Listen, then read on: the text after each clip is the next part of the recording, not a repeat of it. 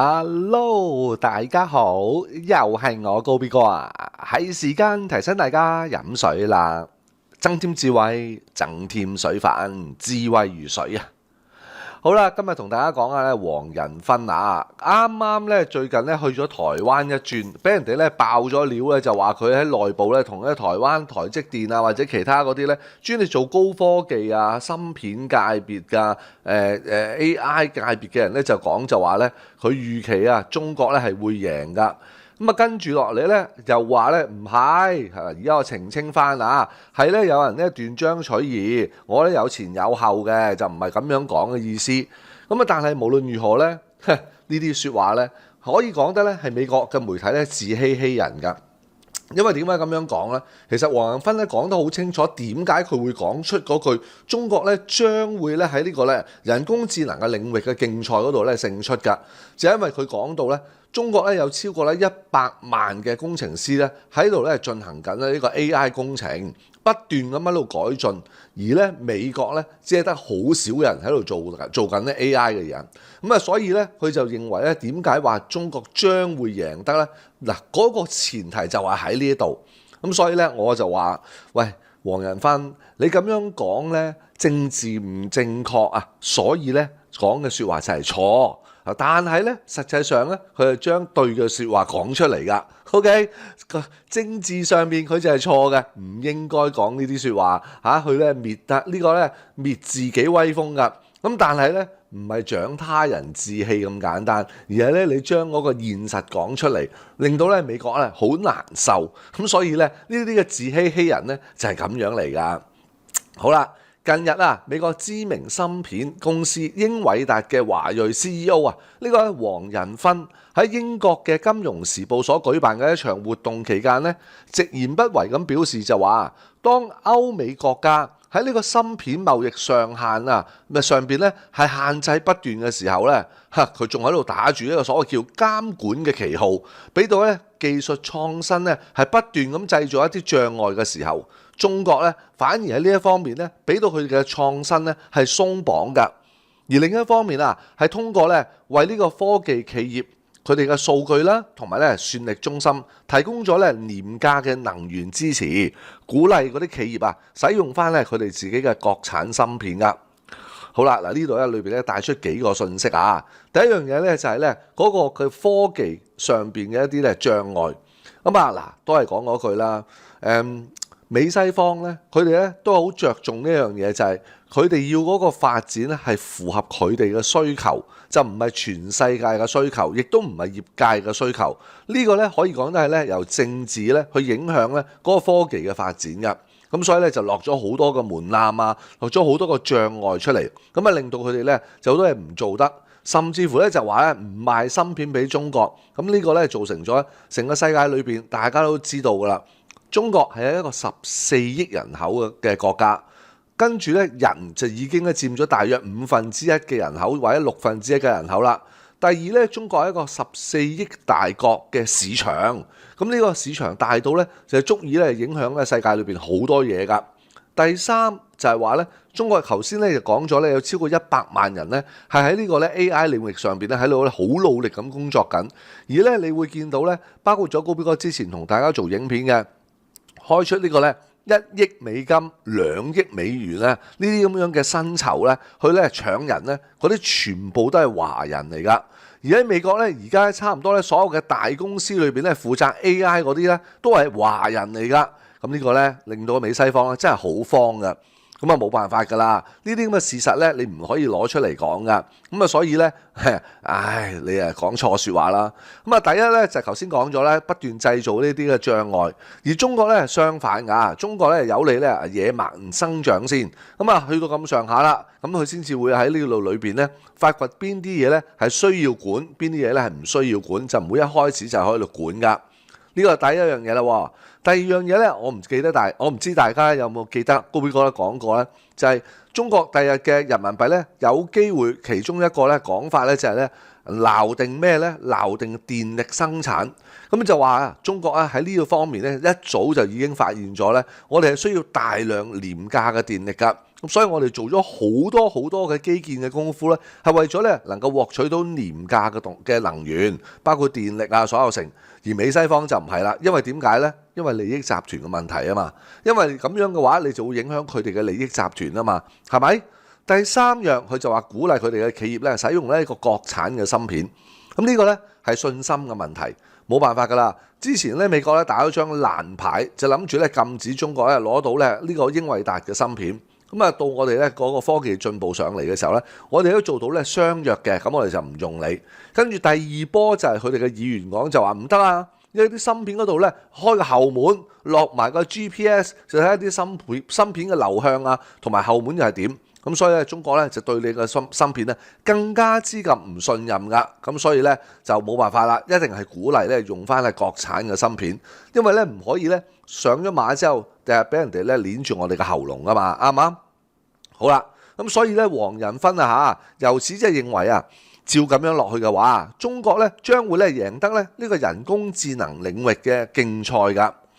嗱，雖然啊，作為一位咧美國嘅企業家，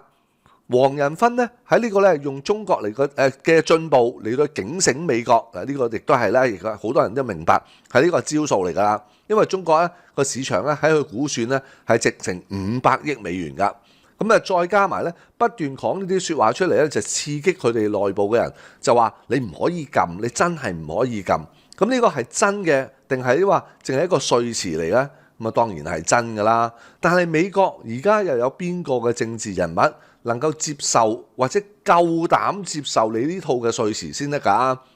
咁樣係政治唔正確㗎嘛，黃仁勳係咪？所以冇辦法，唉，你不停用中國嘅進步嚟到警醒美國。佢話呢個呢，亦都係咧早已經唔係佢第一次用中國咧呢種包容同埋開放嘅科技嘅一個政策呢嚟到提醒美國唔好再將自己嘅路呢越行就越偏，越走呢就越窄㗎。嗱，佢甚至乎咧喺不久之前仲曾經公開咁批評啦呢個咧美國對華嗰班鷹派，佢話認為嗰啲咧打着愛美國旗號嘅呢啲咧係破壞兩國經貿往來以及係咧人才啦同埋咧科技交流嘅人，其實咧喺度妨礙緊咧美國嘅發展㗎。咁呢扎人咧真係陰公啊！可以講咧黃仁勳嘅呢一句咧，除咗特朗普咧有啲動搖之外啦，包括咗盧比奧跟住咧就係盧特尼克納瓦羅嗱，據講嘅就話佢三個係極力反對㗎。咁而咧貝森特咧係支持，就係賣晶片俾呢個或者賣芯片咧俾中國㗎。特朗普咧就係搖擺，咁但係咧佢見到咧，咦嗰邊人多勢眾，冇理由得罪晒咁多人㗎，仲有後邊一大班嘅鷹派同埋鷹派嘅金主，咁所以咧迫於無奈咧，暫時咧都係咧唔肯放手㗎。好啦。嗱，只不過佢呢啲嘅忠言逆耳反而咧係令到佢俾美國嘅一啲人咧打上咗一個咧對美國不忠嘅一個標籤㗎。嗱，包括今次咧佢呢個金融時報活動期間咧嘅呢啲嘅言論，同樣係俾一啲咧滿腦子咧只有零和思想嘅美國人視佢咧喺度咧就話你喺度支持中國背棄美國咁樣話。而更加有一啲個媒體咧，包括咗《金融時報》自己都係似乎咧係為咗咧吸引眼球，而喺呢個標題之中咧刻意咁樣突出，就話黃仁勳話中國會贏嗰半句説話，聽住係半句説話並冇咧俾佢咧可以咧帶出咧完整嘅一個咧提醒美國嘅語境㗎。好啦，結果當呢個黃仁勳稍後咧係通過咗英偉達公司嘅官方帳號嚟到表達同樣警醒美國嘅一個觀點。只不過咧佢嘅表達方式咧係從一個如果美國仲唔努力嘅話，中國咧就會變成咗迎頭趕上就會贏㗎啦，就會迎頭趕上㗎啦。點解咧？因為如果美國唔努力嘅話有呢個前提喺度㗎。佢話如果美國要想贏，就必須要咧更加努力同埋咧加速咁樣話㗎。咁一啲嘅美國媒體咧，又即刻跳出嚟咧，就宣稱就話黃仁勳而家改口啦，佢嘅態度咧軟化咗啦，佢認為美國係能夠贏咁樣話，即係咧神有佢，鬼有佢，講呢句唔啱，講嗰句都係錯㗎。嗱，但係有一啲嘅美國媒體咧，對於黃仁勳嘅呢個觀點咧，所謂咧玩弄造成咧一個好似左右博弈式嘅一個咧大節奏㗎。除咗咧俾到佢咧喺個輿論場上面更加深陷於咧浮躁嘅贏學之中，即係乜都要贏贏學之中解決唔到咧黃仁勳所擔心出現嘅現實問題，就係咧監管嘅問題、障礙嘅問題，係咪？同埋咧嗰個咧人才發展嘅問題。好啦，實際上喺英偉達嗰一則嘅聲明嘅嗰個評論區裏邊咧，真正關心美國未來嘅美國人係清楚知道黃仁勳咧並冇改口或者態度軟化，佢仍然喺度咧提醒緊美國，而咧有啲頭腦清醒嘅美國網民更加喺度講，就話黃仁勳佢完全係講得冇錯嘅噃。中國喺呢個人工智能領域嗰度咧，係跟住我哋後邊甚至乎已經提出咗幾納米唔係幾納秒咁近嘅啫。而喺機器人嘅技術同埋呢個咧物聯網領域方面甚至乎咧可能已經係超越咗我哋美國喺度領先緊㗎啦。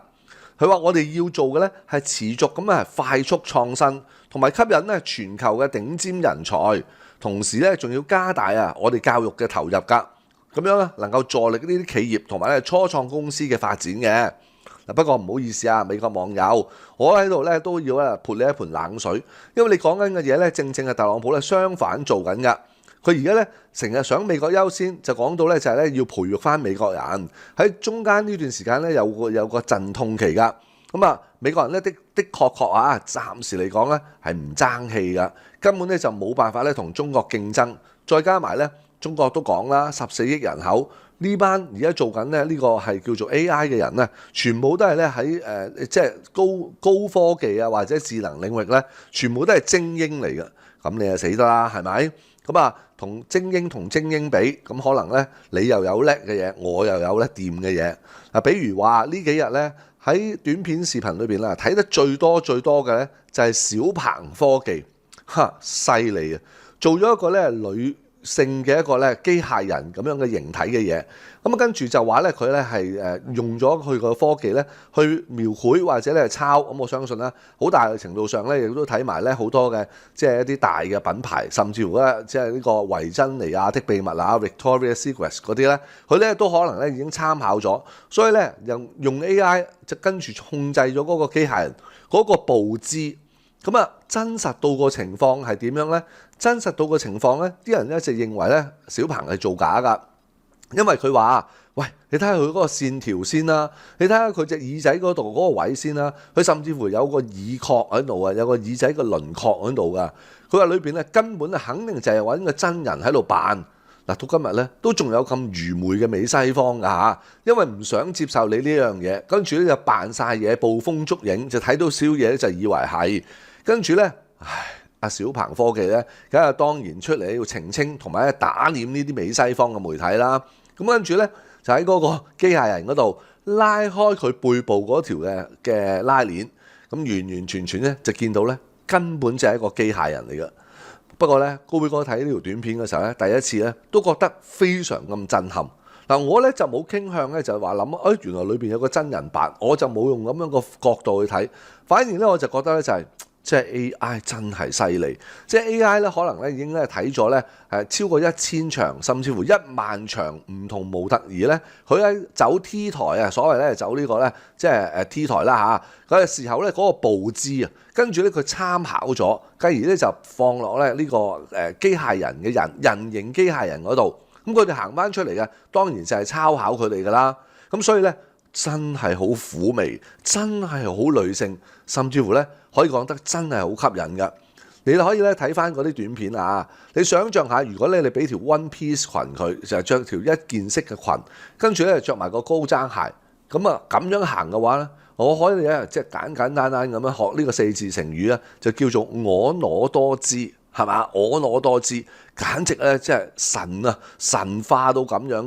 嘅，跟住日後咧，如果咧再做一啲咧比較象真嘅皮膚一鋪上去嘅話呢，哇！真係世界真係變得好快。所以點解 Elon Musk 就係話喺未來嘅5年之後呢，連傳統嘅電話呢都唔會再有啦。嗰個呢只係一個呢器材，而嗰個器材呢就係呢你要去問嘢嘅話，透過呢個器材就得㗎啦。呢個器材呢就會喺 AI 嗰度掹資料落嚟俾你。咁啊，已經係進化到咁。即係科技嘅嘢真係一日千里。美國咧仲停留喺舊式嘅管理文化，仲係諗住咧要管呢樣難嗰樣，唉，冇辦法啦。嗰啲係佢哋金主嘅利益嚟㗎嘛，而唔係佢自己守舊咁簡單。只係佢仲未衝破同突破得到金主嘅約束啫。我自豪，因我多角度思考。晏啲再見，拜拜。